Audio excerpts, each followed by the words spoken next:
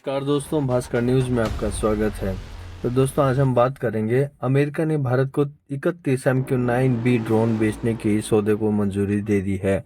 अमेरिकी विदेश मंत्रालय ने जानकारी दी है कि संभावित सौदे में भारत को मानव रहित विमानों के साथ साथ उसमें लगने वाली मिसाइलें और दूसरे उपकरण भी बेचे जाएंगे। समाचार एजेंसी रॉयटर्स के मुताबिक भारत और अमेरिका के बीच से कई सालों से करीब $4 अरब के इस सौदे पर बात चल रही थी। भारत ने साल 2018 में इस्तेमाल के लिए ऐसे ड्रोन की बात की थी, लेकिन बिना हथियार वाले विमानों में और भी पहले उसने दिलचस्पी दिखाई थी। वैसे अमेरिका के विदेश मंत्रालय की ओर से अनुमति मिलने का मतलब यह नहीं कि यह सौदा हो ही जाएगा। खबर आई थी कि अमेरिकी सांसदों ने कहा था कि इस सौदे को सहमति देने से पहले भारत को अमेरिका में सिख अलगाववादी गुरु पंत सिंह पन्नू की कथित हत्या की साजिश की सार्थिक जांच करनी चाहिए।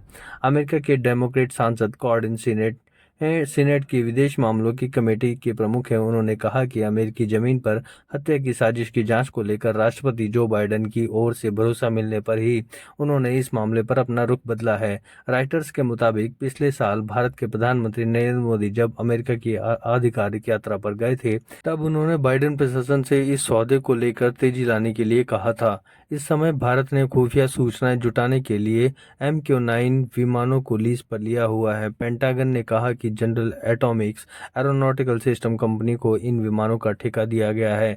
इन ड्रोन्स की खासियत के बारे में बात करें तो general Atomics aeronautical system company के मुताबिक MQ-9 भी ऐसा मानव रहित विमान है जिसे दूर तक उड़ाया जा सकता है और कंट्रोल किया जा सकता है। इस तरह के विमानों को remotely pirated aircraft system RPS कहा जाता है। दूर से बैठकर इसे ऑपरेट करने वाले को सब कुछ वैसा ही नजर आता है जैसे कि सामान्य विमान को उड़ाने पर दिखता है। इसमें आधुनिक रडार सिस्टम और सेंसर लगे हुए हैं। यह अपने आप टेक ऑफ और लैंड कर सकता है। इसे उपग्रह की मदद से कंट्रोल किया जा सकता है और इसे 40 घंटों से भी ज़्यादा समय तक उड़ाया जा सकता है। यह 2155 किलोमीटर वजन लेकर उड़ सकता है।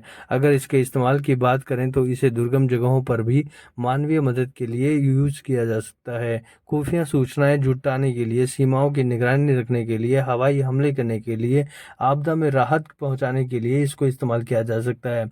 अब तक मिली जानकारी के मुताबिक कुल 31 ड्रोन में 15 भारतीय नौसेना को और 8 ड्रोन थल सेना और वायुसेना को दिए जाएंगे। खबरों के मुताबिक भारत MQ-9 सीरीज में उपलब्ध दो तरह के ड्रोन MQ-9B स्काई गार्जियन और MQ-9BC गार्जियन को खरीदने की विचार कर रहा है।